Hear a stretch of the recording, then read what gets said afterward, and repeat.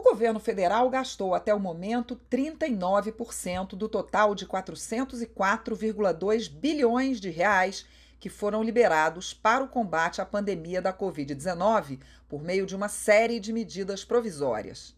As despesas pagas até sexta-feira passada, dia 12 de junho, somavam 156 bilhões e 800 milhões de reais. Os números foram levantados pela Consultoria de Orçamento e Fiscalização Financeira da Câmara dos Deputados, que possui uma página com todos os dados relativos ao que vai sendo gasto pelo governo no combate à doença causada pelo coronavírus.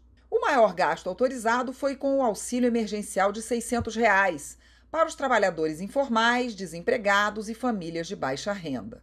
Foram disponibilizados cerca de 152 bilhões para pagar o benefício por meio de 3 MPs. Destes recursos liberados, pouco mais que a metade, 77 bilhões, havia sido efetivamente paga. Depois do auxílio emergencial, a maior despesa é com a linha de crédito criada para financiar a folha salarial de pequenas e médias empresas. Dos 34 bilhões de reais disponibilizados pela MP 943, metade foi gasta. A MP 963 era a que apresentava a menor execução entre as medidas provisórias. Dos 5 bilhões de reais reservados para o financiamento da infraestrutura de turismo no Brasil, apenas 7,6% foram gastos, cerca de 379 milhões de reais. O deputado Francisco Júnior é o relator da Comissão Mista do Coronavírus, que também acompanha a execução destes recursos.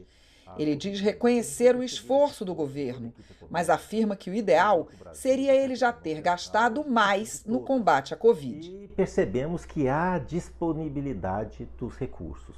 E até agora, em que pese já termos gasto, já termos pago, o governo federal já ter pago quase 120 bilhões de reais, a previsão para este momento era pouco mais de 400 bilhões de reais. Então, que nós executamos de fato até agora foram 30% do planejado. Bem, a gente percebe que toda a pandemia, os números da pandemia ainda estão num crescente. Talvez, se tivéssemos conseguido cumprir o planejamento, os números não seriam estes. Então, a avaliação que eu faço agora é uma avaliação onde nós queremos que ela seja positiva, porque a gente percebe iniciativa, a gente percebe esforço da área técnica, a gente percebe boas ideias, muitas MPs, uma movimentação toda do governo, mas os resultados não nos animam. O deputado Alessandro Molon, da oposição, concorda e explica por quê. Os gastos do governo com enfrentamento à pandemia estão muito abaixo do que deveriam ser. O governo deveria estar, nesse momento, garantindo testagem e assistência médica a todos os brasileiros que dela precisarem, renda emergencial para evitar que as pessoas saíssem de casa e recursos para as empresas não quebrarem e não demitirem seus empregados.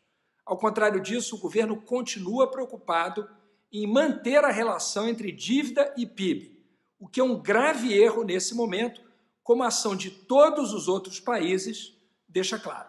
O Brasil deveria, nesse momento, estar preocupado em socorrer o seu povo.